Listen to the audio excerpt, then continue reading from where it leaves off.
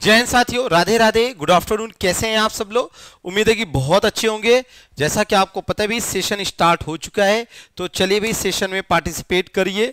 और इस सेशन में आपको पता ही, पहले हम कुछ खास बता रहे हैं, रेगुलर बता रहे हैं इसलिए बता रहे हैं कि आज आप में से कई लोगों ने, यानी कि हो सकता है टेस्ट दिया हो, ठीक है। हाँ, आज चूंकि आपका संडे था तो हो सकता है कि कई लोगों ने आज टेस्ट में पार्टिसिपेट किया था। जरा कमेंट करके बताइए भाई कितने नंबर आपके रहे, क्योंकि यहां पे आप देखिए लिखा है रविवार और बुधवार। तो रविवार और बुधवार को आज आपका जो मॉक टेस्ट था फ्री में, तो आप इसको पार्टिसिपेट कीजिए। और इसके अलावा एनटीपीसी, पुलिस, ग्रुप डी, इन सब के लिए भी आप क्या कर सकते हो, अपने सभी जो साथी वगैरह हैं उनको भी बोल सकते हो कि भाई यहां पर आप टेस्ट ले सकते हैं। अगर हम बात करें तो यहां पे सेट नंबर जो है आपका 13 है, ध्यान देना है। और यदि आगे हम बात करें, यदि आपने अभी तक अग्निवीर का बैच परचेज नहीं किया है तो क्या सोच के नहीं किया भाई, आप मतलब समझ में नहीं आ रहा है, कर लीजिए, ठीक है। क्यों? क्योंकि 250 रुपए में है, कुछ भी नहीं है, इतने में तो शुद्ध लड्डू भी नहीं आते हैं। तो आपका सिलेक्शन सुनिश्चित हो, इस वजह से हम आपसे कह रहे, कोई समस्या हो 70 80 10 85 55 पे कॉल कर सकते हैं, ठीक है। चलिए पहले क्वेश्चन पे आते हैं। पहला क्वेश्चन आप देखिए, पहला क्वेश्चन क्या कह रहा है।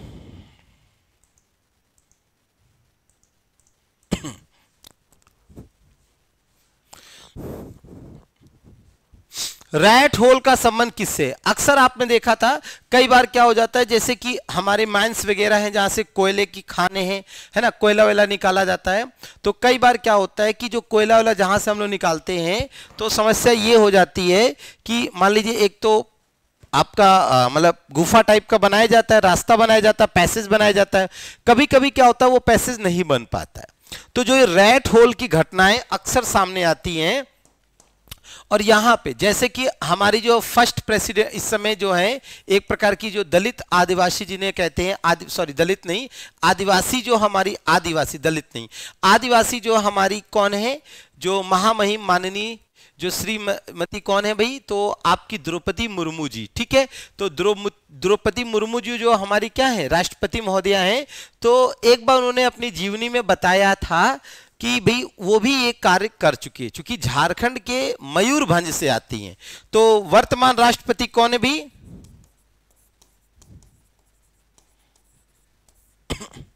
देखो,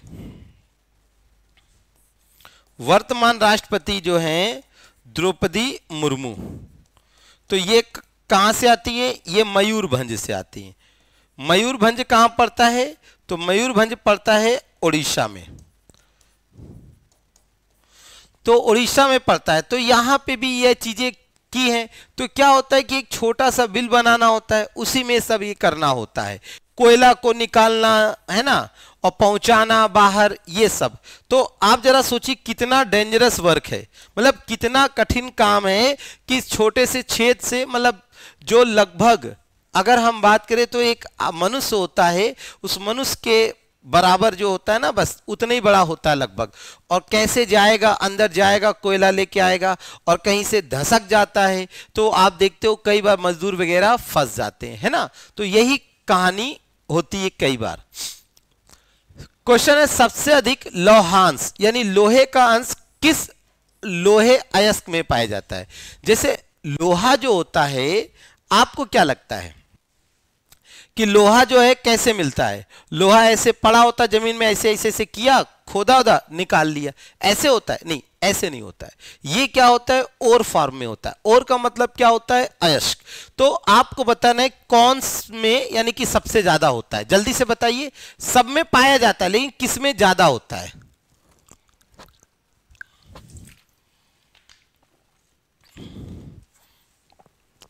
अच्छा, सबसे खास बात क्या है जो ये लोहांश होता है यानी लोहे का अंश, तो ये सबसे ज्यादा जो पाया जाता है, ये पाया जाता है मैग्नेटाइट में। किसमें पाया जाता है? मैग्नेटाइट में। अब जरा आपको जैसे भूल जाते हैं पेपर में कि सर हम भूल जाते हैं, तो देखो मैग्नेटाइट मैक्सिमम, मैग्नेटाइट मैक्सिमम, मास से मैक्सिमम, मास से मैग्नेटाइट, मास से मैक्सिमम, मास से मैग्नेटाइट। नहीं समझ में आया? देखो m है, मास से या m से लिख लो, m से हो जाएगा मैग्नेटाइट,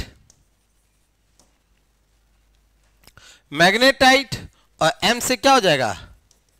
मैक्सिमम। ठीक, अब आप देखिए यहां पे कोयला है, क्योंकि कोयला है तो कोयले से ही पाया जाता है। अब इसमें सबसे अच्छा कोयला कौन सा है? जैसे क्वेश्चन आ गया तो आप देखिए क्या लिखा है, ये एंथ्रासाइट। तो ये सबसे अच्छा कोयला है, सबसे अच्छा कोयला कौन है? एंथ्रासाइट। अगर आपसे पूछा जाए कि सबसे खराब कौन है, तो आपको लगेगा पिट है, तो पिट नहीं है। सबसे खराब जो है लिग्नाइट, सबसे पुअर यानी सबसे खराब जो है वो आपका कौन सा है? लिग्नाइट। और जो डायमंड हमें प्राप्त होता है वो भी किससे प्राप्त होता है? ये भी हमें यानी कोयला से। कोयला जो है कार्बन का अपरूपक है। कार्बन के दो यानी कि अगर हम बात करें तो यही है, एक आपका जो है डायमंड और दूसरा आपका ग्रेफाइट। एक सबसे मजबूत होता है, एक सबसे कमजोर होता है। निम्नलिखित में से क्या आंत के जीवाणुओं द्वारा संश्लेषित होता है? मतलब हमारे लीवर में जो लीवर नहीं, इंटेस्टाइन में क्या होता है? एक बैक्टीरिया होता है जो किसी विटामिन को स्टोर करता है। स्टोर का मतलब संश्लेषित करता है या सिंथाइज करता है, कन्वर्ट करता है, जो भी आप समझिए। ठीक है, तो यहां पे आपको बताना है। तो B12 है, C है, विटामिन K है या विटामिन A है? कौन सा विटामिन है? अच्छा, दूसरी अगर हम बात करें तो यहां पे कुछ विटामिन से होने वाले रोग हैं। जैसे विटामिन ए से रतौंधी है, B1 से बेरी बेरी है। ठीक है, B1 से बेरी बेरी है,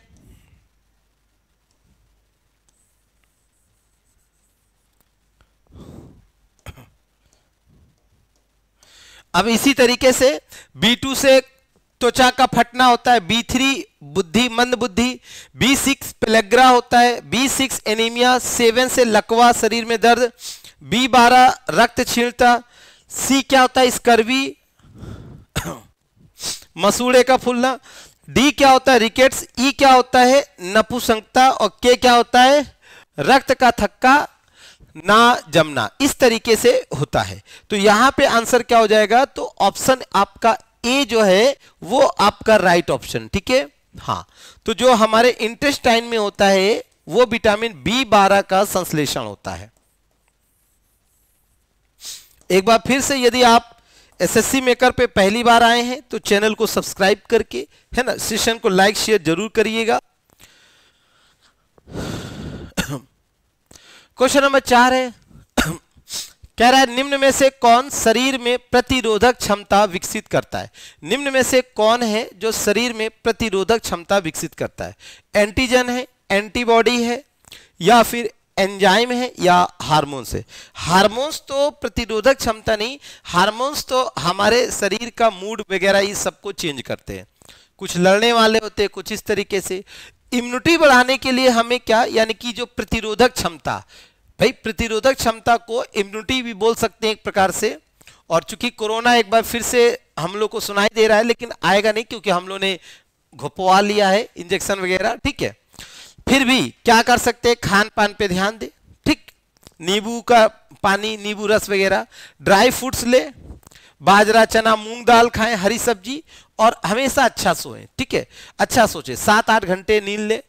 ऐसा नहीं कि रात भर रील देख रहे हैं, है ना, रील देख रहे हैं, रील देख के रेल दिए जाएंगे। तो याद रखिए क्वेश्चन नंबर 4 का जो आंसर होगा वो होगा एंटीबॉडी। क्या होगा भी?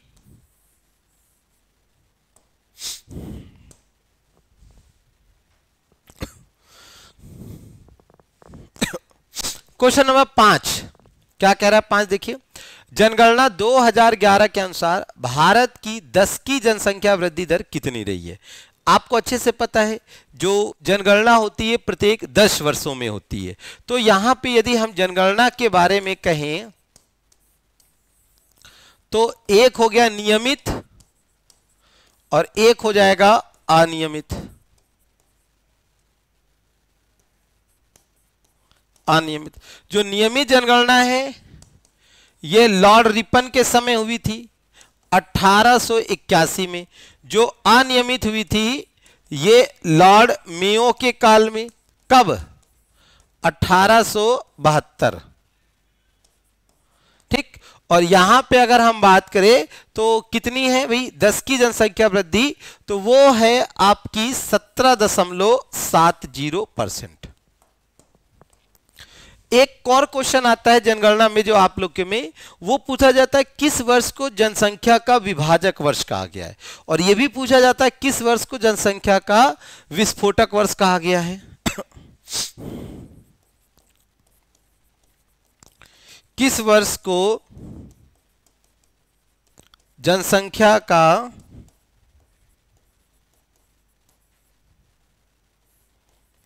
विभाजक वर्ष और किस वर्ष को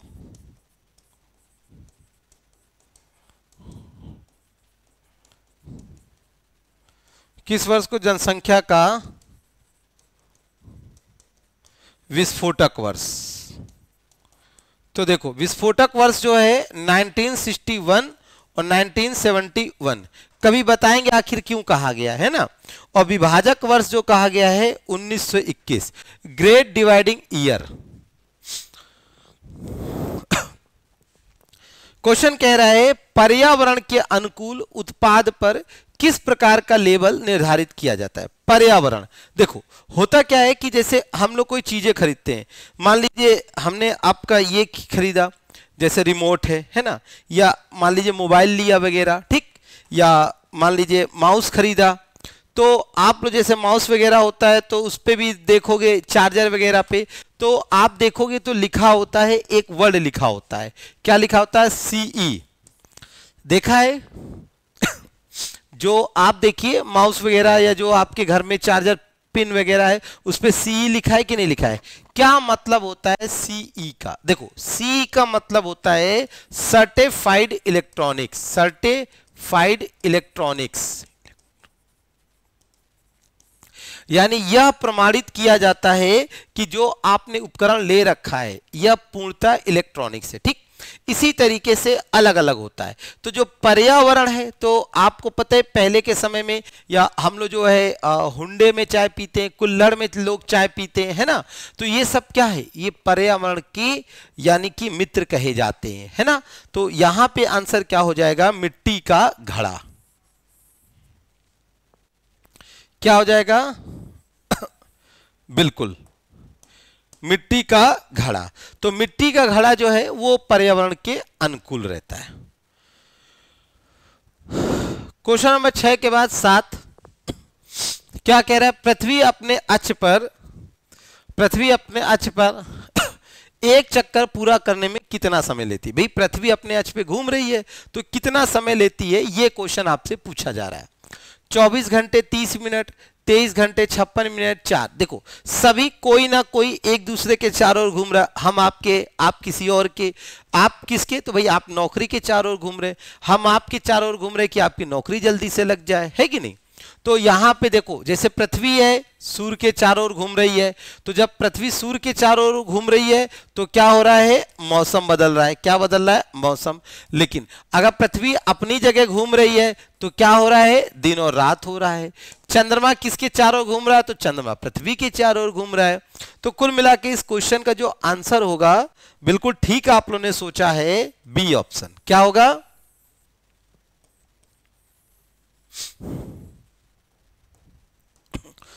तो बी ऑप्शन जो है वो करेक्ट है। बी ऑप्शन करेक्ट है। 7वें के बाद क्वेश्चन नंबर 8, जेनियोडर्म शब्द किस प्रजाति की त्वचा के लिए संबंधित है?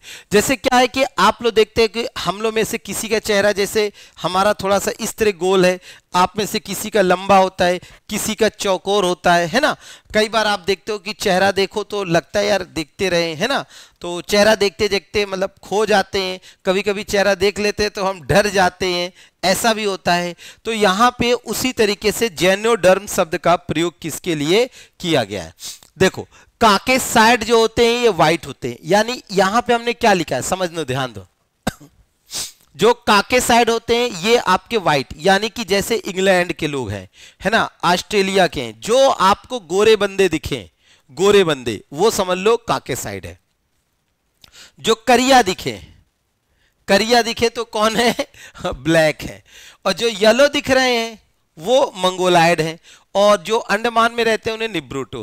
अब आप में से सोच रहे हो सर हम कैसे दिख रहे हैं, है ना, आप कैसे हो, तो आप खुद ही अंदाजा लगा लो आप कौन से प्रजाति के पढ़ोगे, ठीक है।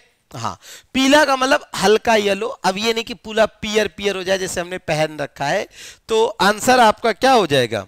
मंगोलाइड होगा। क्या होगा भी? मंगोलाइड, याद रखिएगा।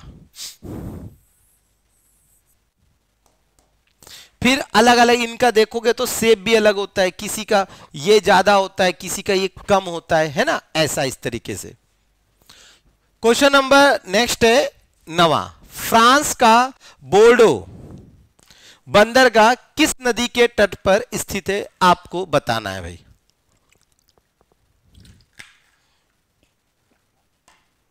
टेम्स। देखो अब ये बताओ, फ्रांस है और यहां लिखा है टेम्स। टेम्स के किनारे लंदन है और ये कहां पड़ेगा? यूके पड़ेगा ना। तो टेम्स तो हो ही नहीं सकता, कट गया। ये नील नदी है, नील नदी के किनारे क्या है? मिस्र, यानी मिस्र नील नदी यानी काहिरा, काहिरा है, और ये कहां पड़ेगा? मिस्र, तो ये भी कट गया। अब है सतलज। सतलज के किनारे कौन है? पंजाब, और पंजाब जो है वो कहां है? इंडिया में, तो ये भी कट गया। तो बचा क्या? एक ही बचा, कौन? गेरून। समझ में आया? तो कभी कभी आपको देख के लगा होगा अरे बाबा कितना कठिन क्वेश्चन सर ने पूछा, लेकिन नहीं, क्वेश्चन कठिन नहीं है, आप उसको देखिए कितना सरल है। तो घबराओ नहीं, कठिन क्वेश्चन नहीं, सरल क्वेश्चन है, ठीक है। अब आते हैं हम लोग यहां पर, देखो फ्रांस है, फ्रांस की राजधानी क्या है? पेरिस। फ्रांस की राजधानी क्या है? पेरिस। और यहां पे फ्रांस है और यूके, यूके का मतलब यूनाइटेड किंगडम। इसके बीच में है इंग्लिश चैनल, इसके बीच में क्या है? English channel. आप ऊपर देखो तो ये लिखा है बेल्जियम, और ये यहां पर इस जगह जो है ये आपका यही मेन इंग्लिश चैनल है, ये जो है यही मेन आपका इंग्लिश चैनल है, ठीक है। कनाडा का औद्योगिक शहर जो कागज निर्माण के लिए प्रसिद्ध है, तो कनाडा। तो कनाडा का कौन सा शहर जो कागज निर्माण के लिए प्रसिद्ध है? बताइए भी। देखो यहां पे ये कनाडा है और ये आपको दिख रहा है, तो ये ऊपर कनाडा, ये आपका अमेरिका, ये बीच में रेखा पूछी जाती है, तो ये रेखा है 49 डिग्री समांतर रेखा। कौन सी रेखा है? 49 डिग्री समांतर रेखा।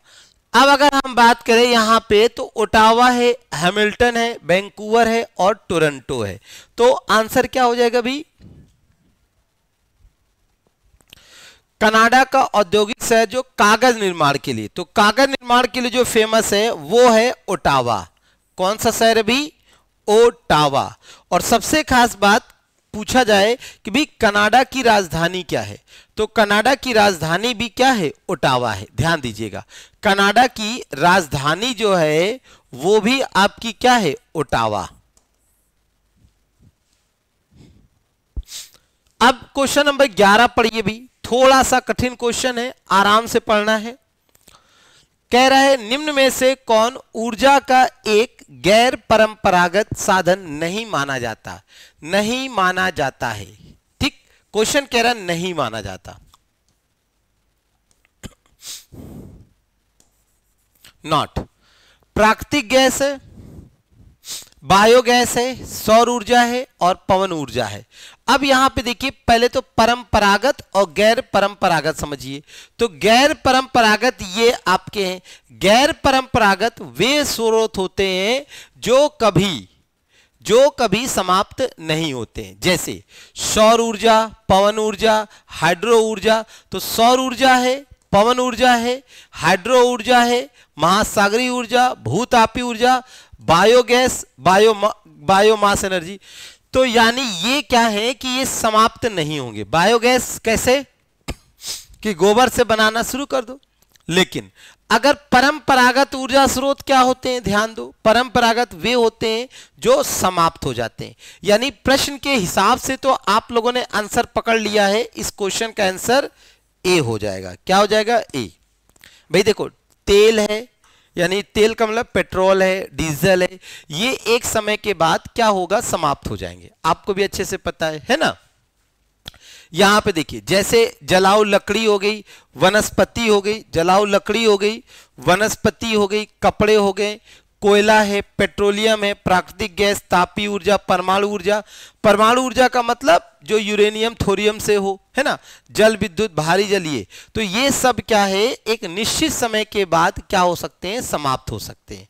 तो समझ में आ गया होगा, परंपरागत और गैर परंपरागत। सरल क्वेश्चन था, कठिन नहीं था, आप लोगों ने सोचा पर था नहीं। क्वेश्चन नेक्स्ट है, भौतिक विज्ञान में पहला नोबेल। आपके पेपर में कभी कभी यह भी क्वेश्चन आ सकता है कि नोबेल कितने क्षेत्रों में दिया जाता है। तो देखो, अगर आपसे पूछा जाए नोबेल कितने क्षेत्रों में, क्या पूछा जाए? नोबेल कितने क्षेत्रों में?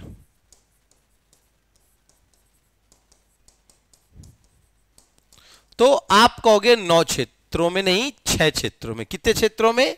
9 नहीं 6, याद रखिए, 9 नहीं होता है, 6। अब इसको याद कैसे करना है? पीसीएम पल्ले।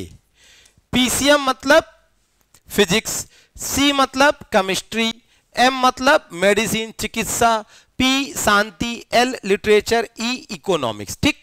अब जो ये नोबेल स्टार्ट कब हुआ? अल्फ्रेड नोबेल की याद में, चूंकि इन्होंने डायनामाइट का आविष्कार किया। और एक स्टोरी है कि इसी डायनामाइट के दौरान इनके भाई की और साथ में इनके पिताजी की मौत हो गई। फिर इनको मतलब अफसोस हुआ कि मैं आविष्कार नहीं करता तो मेरा भाई आज जिंदा होता। तो इन्होंने सारा लगभग जो भी आविष्कार किए उन सब को यानी बेच बाच के एक ट्रस्ट बनवा दिया और कहा कि अब से जो भी क्या करेगा अच्छे से, अब से जो भी क्या करेगा कि मतलब अच्छा काम करेगा उसको ये पुरस्कार दिए जाएंगे। ठीक है। हाँ, तो पहला जो पुरस्कार मिला वो विलियम रॉन्जन को मिला। और किसके लिए मिला? एक्सरे। भाई इन्होंने क्या खोजा था? तो इन्होंने एक्सरे एक्सरे याद रखिएगा, तो विलियम रॉन्जन को मिला। ठीक है। क्वेश्चन नंबर नेक्स्ट है आपका, राष्ट्रीय खेल में उत्कृष्ट उपलब्धि को प्रोत्साहित करने के लिए भारत सरकार द्वारा निम्नलिखित में से कौन सा पुरस्कार दिया जाता है? भाई राष्ट्रीय उपलब्धि में बताइए। देखो, जैसे खेल खेलते हो तो कई सारे पुरस्कार होते हैं, जैसे अशोक चक्र है, दादा साहब फाल्के है ना। तो जैसे दादा साहब फाल्के है तो सिनेमा जगत का, इसे किसे कहा गया है? तो ये सिनेमा जगत का है ना। इसी तरीके से अर्जुन पुरस्कार जो है खिलाड़ियों के लिए दिया जाता है। और यहाँ पे क्या है? राष्ट्रीय खेल में उत्कृष्ट। अब खेल में कौन होगा? ये होगा। पद्मश्री जो है एक आपका सिविलियन अवार्ड है। तो सही आंसर क्या हो जाएगा? सी। सही आंसर क्या हो जाएगा? C. C will be the right option.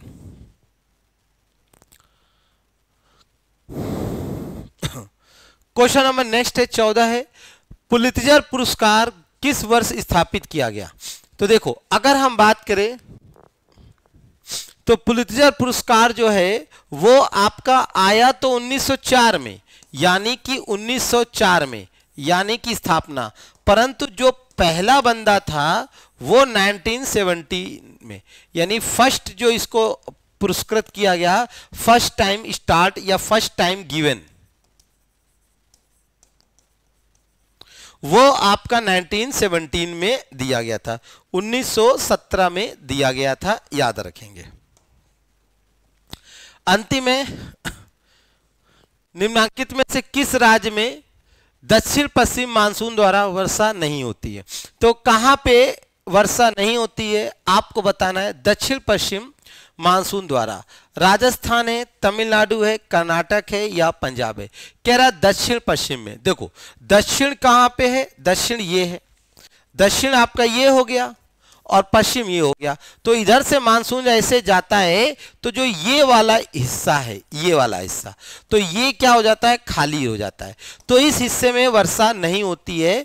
और ये हिस्सा जो है, जैसे इसे कहा जाता है कोरोमंडल, ठीक। और यहाँ पे जाड़े में, ये तमिलनाडु का है, और यहाँ पे जाड़े मतलब कि सर्दियों में, जाड़े का मतलब क्या हो गया, सर्दियों में। तो यहां पे वर्षा जो कैसे होती है, सर्दियों में होती है। तो क्वेश्चन का आंसर सही होगा तमिलनाडु। क्या होगा भाई, तमिलनाडु, ठीक है। चलिए, तो उम्मीद करेंगे कि आपको सेशन समझ में आया होगा। आपको जवाब देना है। अहमद शाह अब्दाली ने 1748 में वापस जाते समय सफदर जंग को नियुक्त किया था। तो भाई जो नियुक्त किया वो क्या किया था, ये आपको बताना है। और इतना ही नहीं, एक बार फिर से हम आपको याद दिलाना चाहते हैं, यदि आप जो तैयारी कर रहे हैं तो अपनी तैयारी को धार दीजिए, है ना।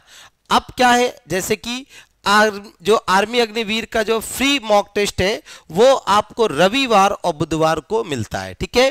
हाँ, इसके अलावा अगर और भी फॉर्म आपने भरे हैं या आपके भाई बहनों ने भरे हैं, तो आप जैसे आरआरबी एनटीपीसी है, आरआरबी ग्रुप डी है, यूपी पुलिस के लिए है ना, इन सब के लिए भी अपने भाई बहनों को बता सकते हैं कि आप जो है एसएससी मेकर का ऑफिशियल ऐप डाउनलोड कीजिए और यहां पर टेस्ट दीजिए। इतना ही नहीं, आप अगर अभी तक अग्निवीर का बैच नहीं लिया है तो भाई ले लीजिए, 250 रुपए में कोई ज्यादा फीस नहीं है, ठीक है। एक बार बैच लेकर रिवीजन कर लेंगे पूरा क्लास, तो आपका जो एग्जाम होगा अच्छे से क्लियर होगा, ठीक है। कोई समस्या आए तो भाई 70 80 10 85 55 पे आप संपर्क कर सकते हैं, ठीक है। चलिए, तो आज के सेशन में इतना ही रखते हैं, फिर आपसे मुलाकात होगी। तब तक के लिए हमें दीजिए इजाजत, कल आपसे लाइव मिलेंगे, ठीक है। जय हिंद, जय भारत।